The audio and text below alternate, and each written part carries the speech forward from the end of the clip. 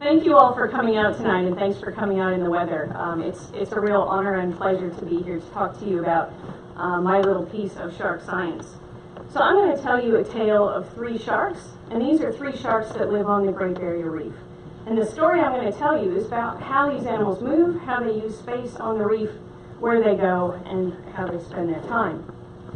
But why do this? I mean, beyond my own personal curiosity, what's the point in doing these sorts of things?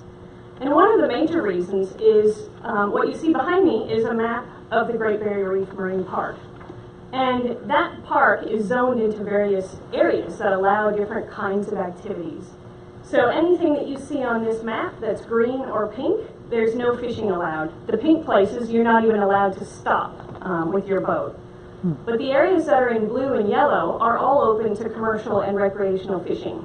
So what that means is if you're a shark that lives on a reef in the green area, then you're protected from fishing. If you're a shark that lives on a reef in the blue area, then you're exposed to fishing. So we need to understand how these animals use space to understand how well this plan works. And if these animals move between these reefs, then what do we do? What does that mean, and how do we use that to not only further our understanding of how these animals connect habitats, but also how we manage and conserve their populations? So these are the kinds of questions that I've been driving to try and answer for the last 5 or 6 years working on the reef. So who are the sharks that I'm going to talk to you about?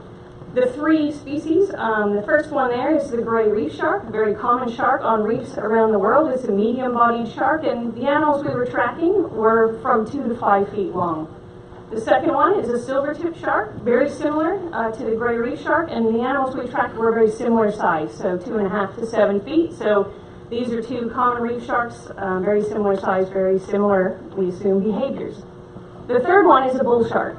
These guys were quite a bit bigger than the other animals that we were tracking, and they were in the size range of 6 to 10 feet. So these are the 3 guys that we've been tracking, and I'm going to show you what some of them get up to.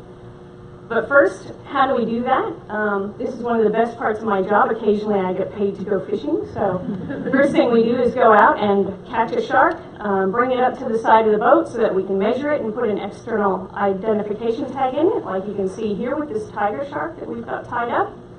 We then roll them over, insert an acoustic transmitter in them, which has a unique ID code so we know who is who, they're each identifiable, and then we release them and see where they go.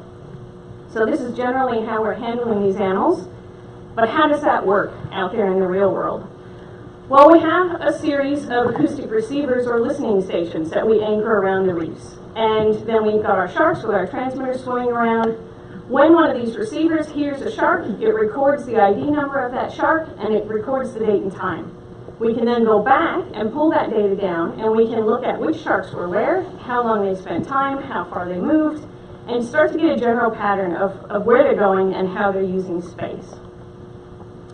I've already spoiled this. You know I'm working on the Great Barrier Reef, so off the east coast of Australia. It was a long journey to get here to visit with you tonight. The study site that we work in is in the central part of the Great Barrier Reef. So each of these yellow squares that you see on the map up here is a place where we had one of our acoustic receivers. And we had them spread across 18 different reefs in this region so that we could see how far these sharks moved and how much they connected these habitats. So do they really move between reefs or not?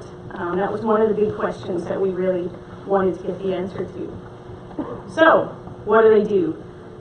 It's much easier for me to show you what they do than to stand here and tell you. So here are our gray reef sharks. These are about 8 of the animals that we tracked, and what you're going to see is about 12 months of their movement on the reef. And one of the things that you'll notice from this is that some of the animals tend to stay on a single reef and not move, and others are moving between reefs periodically. When you've stared at this as many times as I have, what you'll find out is that it's the young, small animals and the females that stay on a single reef. The animals that are moving between reefs are the males, typical, running around, looking for women, you know. We think this is a mating behavior, that they're moving between reefs to try and find mates at other locations. So we've got sort of this home body behavior by the females and the young animals, where they're on a reef where they know that they can stay and they're safe and they can feed themselves. and then the males do the moving to spread their genes around through the community. So that's what our gray reef sharks do. What about the silvertips? Well, these guys do something very different, and you'll notice it pretty quickly. Everybody moves. The smallest animals, the females, everybody. They all move between reefs. They move longer distances than the gray reef sharks. They spend more time in between reefs than they do than the gray reef sharks did.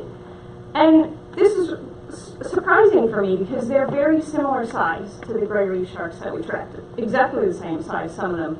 So it's not size driven. These guys aren't doing different things because they're bigger. They're doing different things because they're different. And this is really interesting and kind of challenging because we like to put things in boxes and we like to categorize and say, okay, well, this is what reef sharks do. Well, it turns out they're all a little bit different, and so we can't use our gray reef shark model to try and manage our silvertip sharks. They're just doing things differently. They use space differently. They move farther. They connect more reefs than the gray reef sharks do, and generally they're just a different animal, and we need to recognize that. So the last one is the bull sharks. And these guys, completely different, right? They go everywhere, anywhere, whenever, wherever. And this, in some ways, didn't surprise me, because remember, these guys were quite a lot bigger than the other animals that we were tracking. These are sort of teenagers to adults in that 6 to 10 foot sort of size range. And they're using a lot of space. The thing that surprised me about this is how much time these sharks spend on these reefs. We wouldn't really normally think of bull sharks as a reef species. And I've had to really change my thinking about these animals and how they're using this space and what role they play in our coral reef ecosystems, because these animals stayed on these reefs for the entire length of our transmitter. So for 2 years, these sharks swam around and around and around this area and didn't go anywhere else. So they are really relying on this habitat, and they are playing a very big role in our reef systems. And it's something that we're going to have to start thinking about as we consider sort of the new information that we're managing to pull in from these communities. But bull sharks are bigger, and they can move farther. And we have to think a little bit broader about that as well. So this is the east coast of Australia, and nicely, we have a whole series of these listening stations along the east coast, and the sharks that you're seeing now were tagged in Sydney Harbour by a research team that's working down there. And what you'll see is that their animals come all the way up the east coast, all the way into the Great Barrier Reef, and were detected at our reefs, mingling with our sharks, shall we say, and going back and forth between Sydney Harbour and the Great Barrier Reef. So we now know that these two places are connected by these animals moving back and forth. And none of us, the guys in Sydney or us, would have ever predicted that this kind of connectivity was happening in these systems. You'll see our GBR sharks are starting to show up there on the top of the screen. They didn't go down to Sydney, so the animals that we tagged stayed there. They must have a nice place to live there on the Great Barrier Reef. They don't need to go to Sydney. It's full of tourists anyway. So, I mean, but this reminds me that, you know, these animals are swimming across state boundaries, and they swim across international boundaries, and we have to think carefully about what they're doing and where they're going. And hopefully, with all of that, I have convinced you that understanding how animals move is important, not just for my scientific curiosity and the things that I want to learn, but to help us manage and conserve their populations.